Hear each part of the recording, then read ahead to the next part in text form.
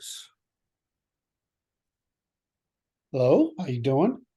I have Good a to see you. have a cup of coffee that won't last. Hi, this is Curt Doolittle from the Natural Institute. This is the which sequence? What fourth or fifth video in our This will be the fifth video. fifth video in our series? We're discussing Luke's book. Hold up your wonderful little book there, the Primal Primer. This chapter is on shelter, if I remember. Correct. Previous chapter was on anomaly. What do you call it? Regularities and anomalies? Baseline versus anomalies. Yeah. Baseline versus anomalies. And the one before that was on cordage. And so as we start, just to remind everybody, as we're working through the book, Luke is basically, just like I do first principles of logic from the universe upward, he's doing the first principles of existence, which in the end will produce your mindfulness. And what I love about this is it seems really simple, but it's genius. So I think anyway. So I don't want to overplay it, but I just think it's hysterical that Luke started out with this book and he's telling us these basic life things, but it's like the first principles of human environment, and I just love it. And what he's trying to teach us here is genius, especially the subtle ways doing it. So now that I've recontextualized where we are, why don't you tell us a little bit about what you're trying to accomplish with this chapter? Sure. This chapter, like a lot of the other ones, right? There's the argument I make, and the argument that the book makes, is that in order for us to optimize our expression as humans, we have to possess a certain level of competency, a basic level of competency. Yes. Right. The way I described it recently is civilization is a technology. Right. Yes. Does that make sense? Some technologies anybody can use. Anybody can just pick them up and use them. Right. They're universally leverageable. Right. Other technologies, they can be used on anyone, but they can only be used by people that have a foundation from which to integrate that technology into. Mm-hmm. Right, that a core level of competency from which to integrate that technology. What I'm arguing is that civilization is one of those technologies that requires a foundation of competency in order to leverage effectively on your own behalf. In the same way that, say, like a firearm, right? The person that knows how to use it can leverage it. It can be used on anyone, but the person that knows how to use it can effectively leverage that technology for their own benefit, right? Yes. Civilization is very similar to that, right? In order to effectively leverage it for your own benefit, you need to have a foundation upon which to integrate any of the new things that come along, any of the new things that emerge from that technology, right? And so what I'm trying to do with the skills that I'm advocating for and providing instruction on in the book is rebuild that foundation for people so that they can leverage civilization effectively. Yeah, so again, I know I ask you this question every chapter, but it's because I'm trying to reinforce it. Well, if somebody says, but how is knowing about cordage, what do you call awareness? You call it situational awareness, yes. And I'll just start with situational awareness, cordage, and shelter. How does that make me more safe or more understanding of civilization? Right. Well, we don't get to, no matter what technology emerges or we gain access to, we don't ever actually get to separate ourselves from being human. Right. It's just the nature of the meat suit is the nature of the meat suit. Right. And the way our bodies evolved, the way our brains evolved, the way our entire system evolved is in response to stresses. Right. So the optimization of any of our behaviors, our expressions, the way we navigate the world is impacted by our exposure to stresses. Right. And in a lot of ways, what we've done is using the technology of civilization, we've removed or eliminated or diminished a lot of those stresses that would otherwise be compelling us or demanding the maximization of our expression. Right. And I think a lot of the social ills we're seeing is that comes into play. right? So, The just dysfunctions. to reiterate, so what you've said in the previous chapters is that that fact makes you dependent upon others, Yes, which makes you vulnerable to control by others. yes, And absolutely. by stating these first principles, you're showing that we can build up complexity of independence Yes. all the way to rich complexity, the same way we build the rest of the universe up Yes. from Yeah, simplicity and absolutely. complexity. I'm saying that things like knowing how to build your own shelter is a necessary but not sufficient requirement for cooperation with other human beings. Because yeah, the problem is the logic you're trying to get to, which is going to be, I want to make sure it's seen by the audience. Sure, sure. The logic you're trying to get to is you're a victim unless you're not. Yes. You're not, but in order to be not, there's a hierarchy of basic things. They're basically building blocks that make you understand what's necessary to be human for not just yourself, but for everyone. And this basic understanding, this recollection of what being human requires, makes you less vulnerable Yes. to the victimization by others or the dependence upon others who may not have your interests at heart. Right. Is that right? Did I do okay there? Yeah, no, you did. I mean, I got it. I'm just job. trying to say what you taught me. So Yeah. as long as I obviously can understand the book, and Well, I'm that smart, but I got it. Just to add a little nuance to what you just said, the victimization isn't just from people that are hostile to you. The victimization, the vulnerability can exist even from the best intended systems being around you. Correct. Right? Because they can compromise you, they can undermine you, they can inhibit your ability to make decisions about what is really what's actually exists in the world. Right? So it's not just people that are out to get you that are exploiting your vulnerabilities. It's the entire structure of the system can exploit your vulnerabilities here. Yeah, it's really funny to me because I grew up and I can like change a tire and I can I can repair a car, and I mean, like internally, externally, I can fix electricity in a house or plumbing or if necessarily structurally built. But I just take this stuff for granted, like everybody can do that. And it's like everything from being in Boy Scouts and being told that you have to get all the right kind of stuff that will make a fire in winter, right? And that if you're lazy, it won't work. And me being given, like, can't think, remember, it's 2 or 3 matches we were given, and you fail, and like me failing because I was too lazy to do the work to get the right kind of stuff that will actually ignite the fire, right? So, but when you start building this stuff, like, from nothing, all of a sudden you forget how independent you are.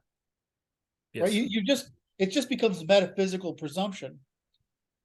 And so I know what you're going to get to in this chapter, which I find this one's really, the Cordage one was a little bit like, I don't get why he's starting there. Oh, now I get it. This one's really, really obvious. So the point is, you take for those of us who are independent, who are competent. Like I tell the story. I was in 2nd grade, and somebody broke the plunger on the sink in the back of the room, because back in 2nd grade we had our own, toilets and stuff off in the room. So I just got up and I went back and I made the thing. I put the thing back together so that you pulled the plunger and the thing went down and up again, right? And this seemed to be miraculous to my teacher and the other students, and I'm like, in my mind, I'm like, what? Doesn't everybody know how to do this? Right. And how did I know? Because I'm in 2nd grade, because I watched my father fix it, right? I mean, it wasn't fucking complicated. So, but if you don't realize I mean, I always say it's what women expect of men, right? It's like the minimum criteria to be a man is to be able to fix shit. Anyway, so I'm trying to reinforce your example, and I hope I'm not overdoing it. No, you're not. But what you just described segues perfectly into how this stuff got lost, right? We used to have it just shown to us through example. Our parents would do the stuff, so we'd pick it up by example. We'd watch them do it, for a lot of the stuff that we're talking in here. And then, as we've, embraced technology, gotten further and further away from nature's pressure, our parents stopped doing these things, so we stopped learning them. And we never introduced alternative ways of learning them. Right? The example I use frequently is going to the gym. Right? Our bodies need that kind of stress in order to optimize the physical expression, right? We have to have, we have to put ourselves into positions where we're running or we're lifting heavy things or we're moving our body through different ranges of motion, right? We have to have that. We have to have those stresses introduced on our system for it to maximize its expression. We recognize that even though our world, our day-to-day life doesn't have those requirements of it, doesn't make those demands of us, we still recognize the need for those pressures to be introduced on our system in order to maintain health, right? In order to just function correctly, in order to not become dysfunctional. Right. The same thing is true about all of our body's systems, our cognitive systems, our emotional systems, our perceptual systems. They all need those stresses introduced on them in order for us to function correctly, function optimally, in order for us to not start manifesting dysfunctions. And we look around the world and what do we see? Dysfunction after dysfunction after dysfunction. Right. So can you lower the cost of present stress over other people's dysfunction for me right now? Because I would like that a whole lot. Well, I'm taking a long path, but that's actually what I'm trying to do here. The more I can teach all people all of the stuff that I'm trying to teach them, the less dysfunction they're going to be manifesting. Right. So when you ask, how does knowing how to build a shelter help you? That's exactly what I'm talking about. What I'm doing here is I'm reintroducing a stress, a pressure that's going to help you optimize your expression, your physiological expression. It's going to optimize your emotional expression, your cognitive expression, and your perceptual expression. Well, I mean, it's also practical. Like, I'm not going to jump. I think you should lead into this now and explain it. But I mean, when people think about shelter, they don't understand what's actually happening. Right, they think they're getting out of the rain. That's not the problem. No, that's not right. So it's sort of like my frustration with science fiction explosions in space. There are no fireballs. Right. There's no fire in space. And furthermore, there's no what do you call it? When the air expands. There's the most of the damage to humans and with weapons comes from the expansion of the energy in the air, right? I mean, the concussion effect. But anyway, so let's get into what's the whole purpose of having a shelter? Right, exactly. All right. So in I don't know, survival thinking, right? There's rules of threes all over the place, right? So the rules of threes for survival is, you can survive 3 minutes without air. You can survive 3 hours without shelter. You can survive 3 days without water and three weeks without food is the general rule of thumb, right? Today we're talking about that 3 hours, that shelter piece, right? So exposure can kill you faster than going without food or without water. Now, nowadays, it's actually of those, it's the one we take the most for granted because we're rarely in a position where we're facing or confronted with exposure. On a regular basis, we all get a little thirsty. On a regular basis, we all get a little hungry. So we're confronted with the idea of going without food or water almost daily, right? But we're almost never confronted with the idea of going without shelter. So it's the one I think people are likely to take for granted more often than any of the other ones, right? Because there's always shelter. Where does sex go in this? I'm not offering that one. I had to. I couldn't let it go. That's another thing we can do with shelter. Sorry, I shouldn't have. I just couldn't let it go. No. Anyway, so from that standpoint, right, I'm going with shelter as the next skill set because in our effective navigation of the unknown and the unknowable, we want to start by confronting the environmental threat that can kill us fastest, right? And I'm dealing with the human threat with the situational awareness material, and I'm dealing with the environmental threats with shelter. Right. So that's why I bounce back and forth between the two, right? The environmental threats. That's why I'm teaching these field craft skills is to navigate the environmental threats. I teach the situational awareness skills to navigate the human threats. Right. That's why I bounce back between the two. Now, the example I use in the book is my own example. I got caught out basically in a snowstorm in the middle of winter.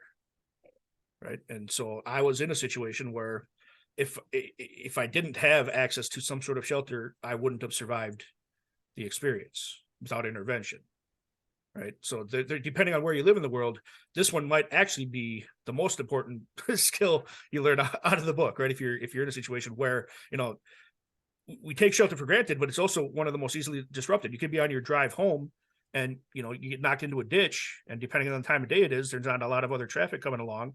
You could be confronted with a need to address exposure, even in the middle of a suburban area or a city or something, depending on what ditch you land in, right? So there's and how how cold it is outside. So we take it for granted most, but it's also one that we're also very, very much vulnerable to if we don't know how to address it or deal with it. Right. So that's why shelter. And you mentioned cordage. One of the reasons I started with cordage is because it makes shelter a whole lot easier. And we'll get to that as we go through some of the approaches to shelter in this chapter, right? So what is shelter, right? Shelter, like you mentioned earlier, people think shelter is about getting out from the rain or getting out from the wind. But why is that important? Why is it important to get out from the wind or the rain, right? Because what we're actually doing when we build shelter, or when we put a barrier between us and what we're being exposed to, is we're controlling the air temperature. Right. And a lot of people don't realize that when you put your clothes on, when you put your jacket on, right, the reason that the puffy jackets work better is because they're trapping air, and your body's producing heat, right? And that's changing the temperature of the air closest to it. And if you can trap air, from being exposed to colder temperatures, you're maintaining the heat of that air. That air is helping to maintain your heat, your body heat. So it's a reciprocal process between you and the air that's trapped. And so what we want to do is we want to try to trap and control the temperature of as much air as possible. And that's actually what shelter is. Your clothing is just shelter for your body. When we're building a shelter, no matter what we're building, what we're trying to do is control the air temperature immediately surrounding us. And so that's what shelter is actually all about. It's not about it. When it comes to things like rain or wind and things like that, what those are doing is those are cooling the air faster than your body can heat the air. And that's why they're a problem. Water's not going to melt you. Wind's not going to blow you away. Those things themselves aren't the actual problem. It's their effect on the Wicked Witch of the West. Well, most people would call you the Wicked Witch of the West. So you might actually be at risk from water. You might melt, but in general, humans aren't really vulnerable to wetness, right? Or to draft, right? But what is vulnerable to that is the air temperature. And that's what we have to try to minimize, is the effects of those phenomenon on the air temperature that we're trying to use to keep our body temperature consistent in a life preserving state, right? And so that's what we're getting into when we're talking about shelter. I did my wife and I, for Valentine's Day, we went on a snowshoeing date, and we were traipsing around, around in a large 1,200 acre, national park, and we were walking through, the different areas and looking at things like, tracks and that. And one of the things we came across was some fox tracks, and I don't know if you've ever seen foxes moving through nature, right? But they move in very straight lines, right, to conserve energy. But every once in a while, you'll see them jump up and pounce, and it looks like they're playing, right? Because they're like jumping up and pouncing back into the snow. What they're actually doing is they've uncovered a mouse or a prey or something underneath the snow, because those animals are using the snow itself as insulation, right? Because that light, fluffy snow, what does that do? It traps air. So even snow can be a shelter against snow, right? Against cold temperatures, right? That's how a lot of animals survive winters, by digging themselves down underneath the top layers of snow. They get 2-3 feet down, and it's going to be 35, 36 degrees down there all winter long. And so between that, their body temperature and their fur, they've created an effective shelter to survive exposure, right? But you can see the foxes are pinging in on them. The foxes aren't playing. Actually, they're hunting. It just looks like play, right? But that's why those foxes are doing that. It's because those animals underneath the snow are using the snow as shelter. But again, all they're doing is using the snow to control air temperature. Yeah, exactly. Right. Is that why we used to? Because I grew up in, like, you grew up, you're in the snowy area of the world, and I grew up in upstate New York with a lake of like blizzards, right? Because and so we'd get these drifts that were basically covered the house, and you'd go out and build, like dig out little caves, and of course kids died once in a while. We used to have kids die from that once in a while, and but we'd go dig up, and I was like, hey, it's really nice in here. Right, and when it's quiet. Yep. Right, it holds the heat really nicely. Yep. You're really comfortable. I mean, yeah. We've got a couple. I'm in Minnesota, right? We got a lot of snow. We just recently had a lot of snowfall. My son and I spent the weekend shoveling our own property, and then some family property as well. So I've been dealing with a lot of snow over the last handful of days. So, but yeah, we've got a couple dugout snow forts in our front yard because my little ones like playing in them and stuff like that. So we do snow forts every year that the snow allows. So yeah, we do a lot of play like that. But situations like that, there's two. Oh, sorry, I have a Yeah, yeah. broken ligament in my chest. Yeah. From shoveling snow when I was a kid. Yeah. It's never healed. No. Well, it just re-injures every time I do something. Right. Yeah. It's amazing because you look at snow and it's light and fluffy. And you think it's super light, doesn't weigh anything, but man, it adds up fast. Right? Yeah. You get a shovelful, and suddenly it's really heavy. And then when you're when you're building snow forts, or if you've ever, people that haven't experienced snow, right? You can sinter snow. And sintering just means you're compressing the individual elements together, and it forms a solid, continuous element, right? So, so by sintering it, you're compressing it. You're turning the snow basically into a chunk or a block of snow rather than an individual snowflake. And it becomes very strong when you do that. And we want to use that to our advantage when we're building shelter out of snow, or when we're building snow forts or things like that. That's how they can make. I discovered when you're a younger kid, you can build a snow fort and you can throw snowballs at the older kids. Yeah. And you get really in deep trouble for that with them. I didn't seem to learn. No, well, some of us never learn, right?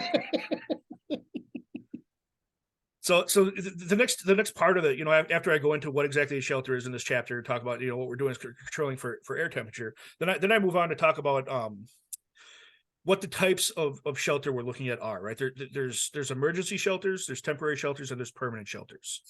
Right. The emergency shelter is when you're already in a compromised state, where you're already suffering, under exposure to the elements. Then you're looking at an emergency situation where you have to change your immediate conditions as quickly as possible. And this is where you dig the hole in the snow. This is where you dig yourself under, or you dig out underneath a fallen tree. You dig some dirt out under a fallen tree. You get yourself out of the immediate danger of exposure that you're talking about, right? But this is different than, I want to be comfortable. This is not, I want to find a nice place to rest. This is, I need to change the immediate conditions or I'm going to die. That's what emergency shelter is, right? So it truly is just putting something between you and the elements so you can start to regain control over the air mass around yourself. And I use girls and body heat. Body heat's a wonderful thing to use to control the air mass around you. It makes a huge difference. I'm sorry I keep throwing you off, man. No, it's good. It's good. Opportunities are there. Well, and one of the other sides of learning this stuff is you become that guy that can do these things, right? And there's something to be said for that. If you're in a group of people that can't, or if it's you and another person, you and your significant other or whatever, and they can't, they don't have these competencies, and you do, that puts you in a different position than if you're also in a state of panic in a situation like these where with them you can't lead them out of. Yeah. Because this was some. I'm actually learning a lot by. I learned a lot by our discussions, but I mean, it seems like we had shop when I was a kid, right? But it was more towards career oriented. It's more like we actually need this for first grade onward. Yeah. Right. We need the basic life skills to come. And I would have never thought about this as being, the basic understandings of the building blocks of civilization, of life, of agency. I would have never thought of this before, but now that you've made me think about it, I think about how I grew up in a farm town, right? So most guys can do something, or they get up at 4 a.m. and they feed cows, right? So so that's maybe not, and of course in my generation we all fixed our own cars and things like that. So maybe that's one thing, but it seems to me like it's not something you need to elect to do like we did, like joining Boy Scouts and that kind of stuff, right? It's something that it's a required skill. I think that's one of the things you're sort of saying, right? Yes. Yeah. Okay, so it's a normal educational objective, right? Yeah, it's a lot of people look at stuff like this as survival skills. I don't. These are human skills. Yeah. The people that the survivalists and stuff like that, they're the practitioners of these skills and the developers of new ways to do these skills, but the skills themselves aren't survival skills. They're human skills. We aren't human without them. Yeah, I don't. It's hard for me to proxy the audience and and operationalize that. Right. So I was, is that I would say that instead that it's, in order to be an independent human, to have confidence and independence such that you have the mindfulness to adapt to or understand all changes in the world without developing anxiety, uncertainty, or fear. That you need, that these are basic building blocks that you combine. Now, you mentioned earlier that cordage helps with shelter, right? And that you're, but that's, if we go through your whole book, it's more like these are the, these are the Lego bricks that everything's built from. Yes. Right. And so it's hard so when you say something that isn't, when you don't tie it, when we don't tie it back into what you're trying to accomplish, I think the reader could or the audience won't understand just how important. Well, I mean, it is to understand how well, it's like, there's no Lego block for this problem, and now it's like every permutation of this problem in the world is now unavailable to you, right? Yes. I mean, yeah. because you're not thinking of it clearly. The very idea that you think that you don't understand that you're trying to control air temperature, right? That's a very different thing than understanding that you want to stay out of the wind, right? I mean, very different thing. So anyway, I don't want to I just want to tie it back to something that the people understand the greater context whenever you're saying it. So, right.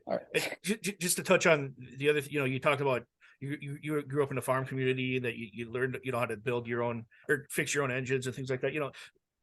Even those things you can extrapolate from those experiences and those lessons to do a lot of the things that I'm talking about in the book. But so many people nowadays don't even have those, third or fourth or fifth level extrapolation points to reach back and grab onto these actual core human skills. Yeah, these core human competencies, right? So we've become so far removed from them that we literally don't have access to them without some sort of new learning, new introduction, new process of getting there, because we aren't even learning the second, third, or fourth removed skill sets that we could project back onto these skills and make them work anymore. Yeah, I mean, that's how far we've gotten away from being able to do these things. I used to build those first computers with solder. Yeah. And wire and the early IC chips that basically did nothing. Right. Right. And you build these solder boards out. And I'm a real nerd. I'm sorry. I really have an engineering background. But you build this stuff as a kid, then you go to college and you do wire boards or to build this stuff up, right? And use oscilloscopes back in the day and whatever. The thing is that I actually know how I could actually build, if I had the raw materials, I know how to build a computer from raw materials, right? And so when I think about how a computer works, I actually understand, because I remember when you used to flip a freaking toggle switch in order to add a thing to a register, right? I mean, I remember those, and so I remember writing an assembly code, and I know what the assembly code does, right? So I think of this whole thing, but so you don't think it's hard, it's hard to understand when you understand first principles, how powerful that is in everything. Right. And the inverse of that, when you don't understand first principles, how it compromises everything that's upstream from that. Right. Because how much of our mindfulness in our generation, well, I'm older than you, but and how much in our generation, in other words, the competent generations, how much of our mindfulness is due to the fact that we actually know all this shit? Yeah, a good deal of it. Yeah. Is that one of the reasons that we're older people are so confident? Well, and I think it's the stronger your foundation of competence, the more mindfulness you're going to be in possession of. You're not going to be as disruptible. Right. So your mindfulness it's less vulnerable to being disrupted by all of these, demands for attention and emotion. I mean, it's the solidification of the mindfulness, right? I just got there. So I was like, I don't understand normal people. Right. I mean, I just can't. I mean, and everybody makes. I mean, you make fun of me about it all the fucking time. So, but I don't understand normal people, and I just made me go there. What if you don't know all this stuff? Yeah. You Yeah. feel out of control. Yeah. That's why I put this together, because that's where I got to a couple years ago. Yeah, because you're trying to train people, so you Right. see Right. it firsthand. Yeah. And so now you're like, it's like me with the law, right? Yeah. I see it, so I feel compelled to fix it. So you're Yeah. down there actually educating people in the first place, Yeah. and you're seeing it, and you say, but I don't think I ever really got there till just now to understand how vulnerable Yeah.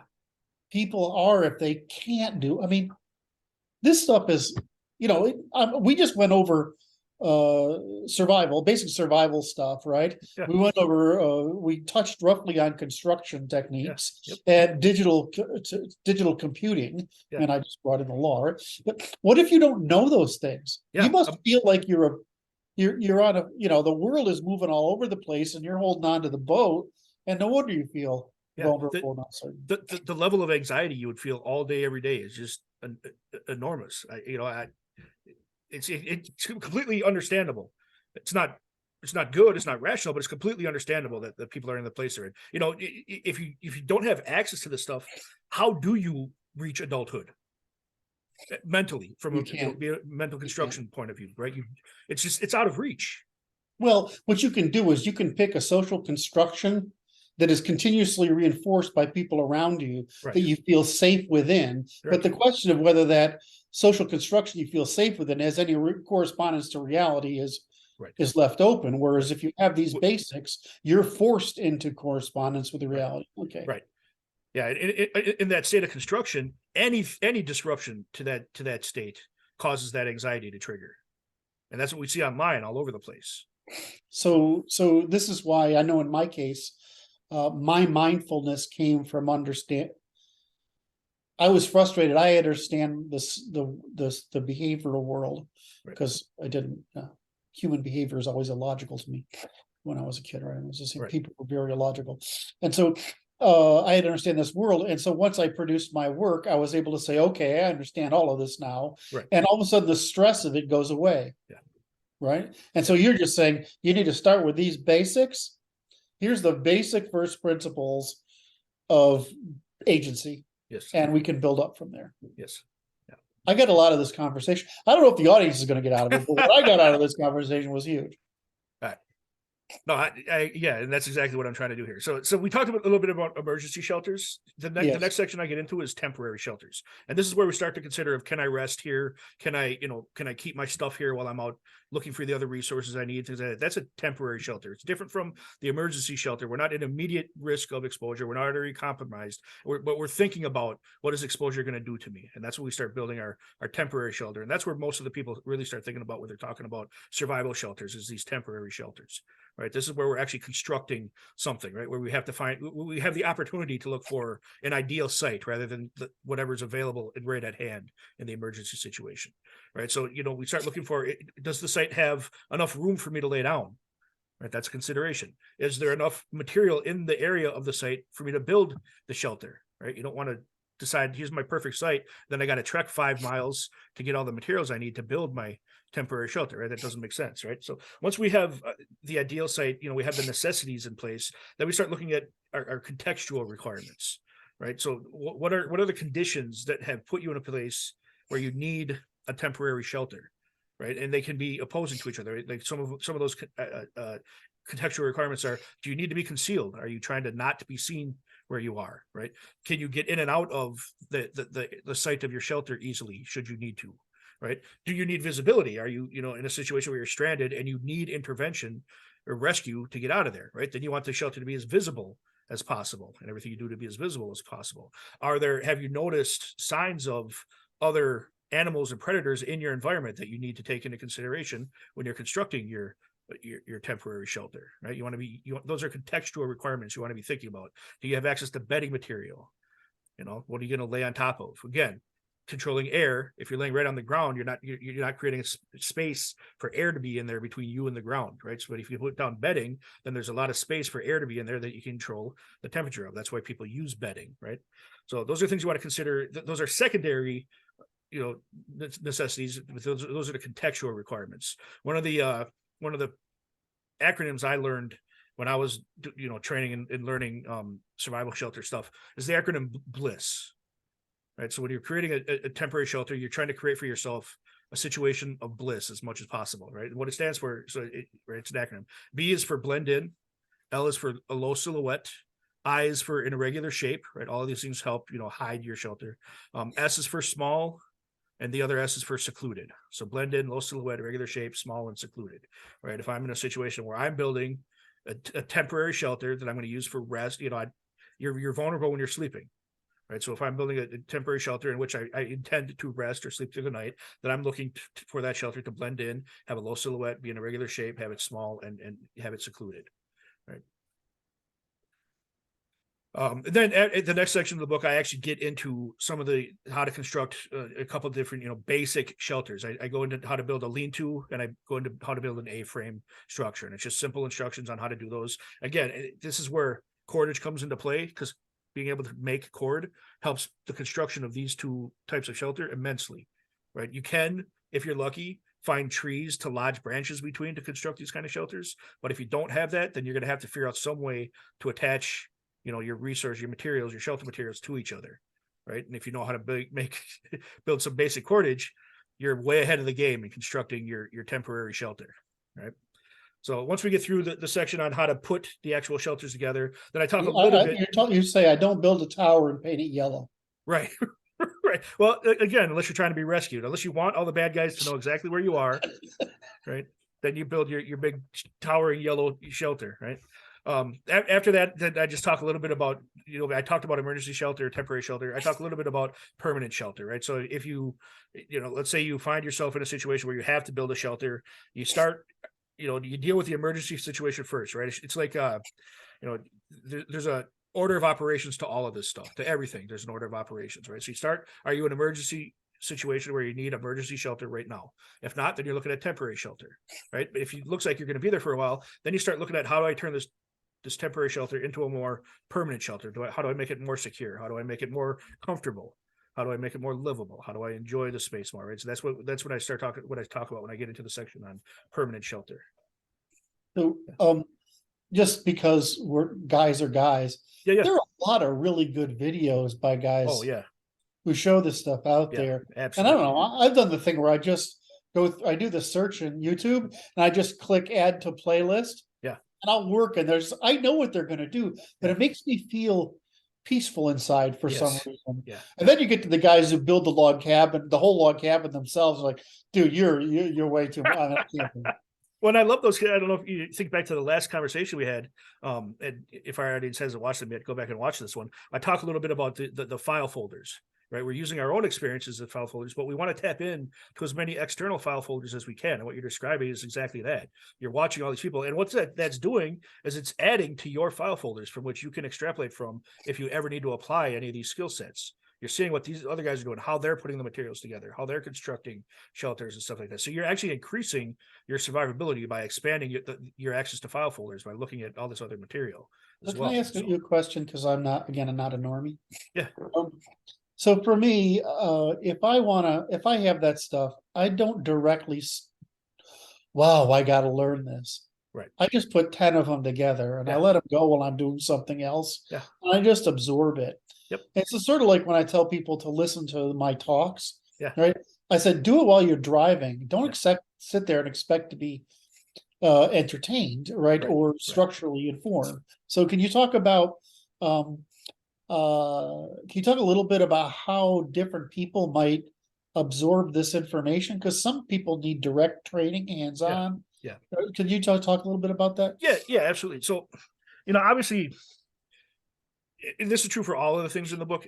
If you doing them is important, only from the standpoint of, because our, at least my argument is that our brain knows whether or not we can do these things. So by actually doing them at least once, you've demonstrated to yourself you're capable of doing it. Yes. Right. So that's going to make a huge difference in how your brain interprets the risks and the stresses from the world, right? Your brain at that point stops going, I don't know how to do this. Your brain then switches to, I know how to do this.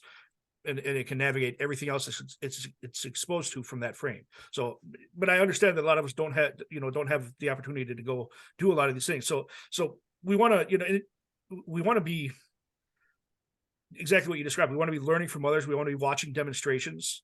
We want to be even just imagination play with this stuff while you're walking through an environment. How can I turn that into, when I'm walking around with my kids, we do a lot of walks through the woods and stuff like that. I see a couple of trees close together. I'm like, I could turn that into a lean-to in very little time. Right. Mm. So I'm not actually doing it, but I'm reinforcing in my brain my ability to do it by looking at my environment and the resources in my environment and converting them just in my imagination into the tool I need to use to survive.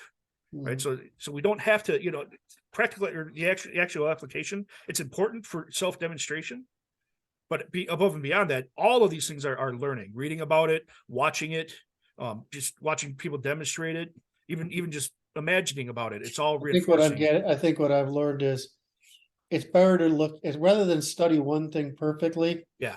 Watch 20 variations on it. Oh yeah. Yeah. And then Absolutely. you'll basically get the idea. Okay. Yeah. Okay. I'm a big fan of a broad base to extrapolate from rather than figure it out. In the book, right, I give at least one example of all of these things, but I only do that not because that's the one right way to do that thing. It's not like I distilled down to the one perfect way, because every environment's going to be different, right? What I want to make sure people have is one example to pull from as they confront whatever they're confronting, right? How can they apply that or interpret it for their environment or their experience, right? There isn't going to be, because every environment's different and every situation's different. So there's not going to be one right way to do it. And the ways to potentially do it would be exhaustive. It would fill, volume after volume after volume on each of these subjects. But what you want to make sure you do is have at least one solid option to pull from, and that you can, extrapolate from for whatever you're experiencing.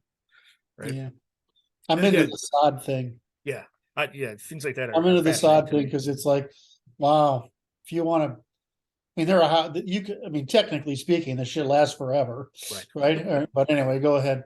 Yeah. Well, and, I tell you in the permanent shelter section, I touch a little bit on things like wattle and daub. You get some mud and straw or grass together and you can make a really solid wall. It's not letting any air or moisture through. Right. I mean, it's really simple technologies, really straightforward to implement. Right. But we don't even think about them in our modern day. And what we really don't recognize is our plaster walls is basically the same thing. It's just exactly the same thing. Gypsum and plaster put together, pressed into a form so it looks pretty. It's still just dirt walls. Dirt walls nailed to a wood frame. So, God, I don't. Why is that annoying? Why is that humiliating? I don't know. Humbling is the word I'm looking for. Very humbling. I remember, it's like you go over to, because I'm really into ancient architecture, especially medieval architecture. You go over to Europe and you look at these places built in the 1500s. There's a chunk of wall missing, and you're really underneath it, this beautiful concrete looking white, exterior is just fucking wattle and daub under there. And you're like, lathered plaster, wattle and daub. I mean, it's right. We compress earth to make shelters. That's what we do. We chop down trees to make shelters. My sister's house used to be the where do you keep the horses and the buggy for the church? Yeah. And so when they were rebuilding the house, they're like pulling straw out of the walls, right? Straw. It's like 180 years old, right out of the walls. Yeah, we like to think we're light years ahead of our ancestors, but we're still living right there with them. So, and that's kind of the whole point of this chapter. Again, it's just reiterating that you may never need to dig a hole in a snowbank to survive, right? But you move through the world very differently when you know how to do that versus when you don't know how to do that. Right? The world is much less of a threat to you when you know how to protect yourself from it. Well, I'm going to be trying to be a smart ass here. So I'm just imagining, I'm my age, right? A middle-aged guy. Yeah. Right. I'm going to go out as an adult and like, you know what? I'm going to practice my survival skills and I'm going to dig a hole in this snowdrift, right? And build it in. Meanwhile, then I come back and I'm looking at the wife who's giving that, you're such a fucking man look. Right. And I'm like, but it's important, dear. Right. You know? Right. Right. Yeah. Yeah. And some of that stuff plays like this, right? I mean, it's can you do you as a person can you project yourself forward or not?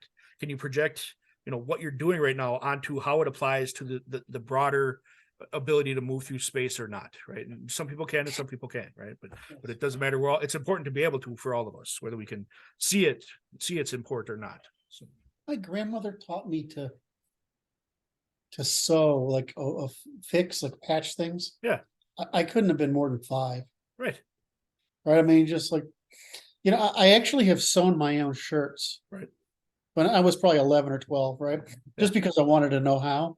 yeah, So my mother went out and bought the pattern and the cloth, right? Right, and I learned how to do that. I'm like, that's a nice bit of knowledge to right. actually have.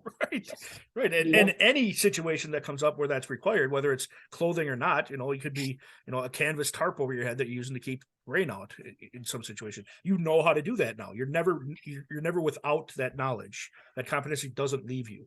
So, Just the idea that you all of a sudden understand how clothes are made, right, yeah, right? I mean, and how actually how hard it is to make them fit your body, yeah, and therefore why clothing. This became status, yeah, right? right, This became status yeah, because it was made to fit a body rather than basically constantly adjustable. right, Anyway. yeah. Yeah, and the same thing with the shelter stuff, right? Once you've gone out and built yourself a temporary shelter, you have a different appreciation for how that house is built that you're living. Yes. You take it a little less for granted. My first awareness of my parents of how autistic I was when I was drawing houses around town, the Victorian houses, and I was drawing the timber structure underneath them in order to make it work. Look, I couldn't see the timber structure, but I Right, could figure out the timber structure was inside of it. And so I was drawing all these the timber structure inside all these houses in geometric, view. And my parents are like, "There's something fucking wrong with you." No. See, and I look at that and think there's something right with you. Yes. It's just like, doesn't everybody do this? Right. You can't see that? Anyway, so where are we? Understanding is like X-ray vision. Yes. That's the chapter. That's the chapter on shelter. That's kind of what I hope to cover in that chapter, right? I mean, I want people walking away with the understanding that you're talking about controlling air temperature. When we're talking about shelter, clothing, all that stuff, all we're doing is controlling for air temperature. And I want to reiterate that the purpose of this is to rebuild, re-strengthen, reforge that foundation upon which integration of all the new that we are confronted with we can integrate all of that, in a healthy way. I internalized your meaning in this book in this conversation. Good. I'm glad. Really great. So I hope somebody else gets it. If you don't, you got to call the master and talk to him and find out. Read the book. All right. Have we finished up? Do we have any wrap up to do? Nope, that's it. That's the chapter today. Thanks for going over it with me. Subscribe, all that stuff. Buy the book, and his information's about where to get it is in the comments below. All right, this is I'm Curt Doolittle. This is the Natural Law Institute, and thank you for watching.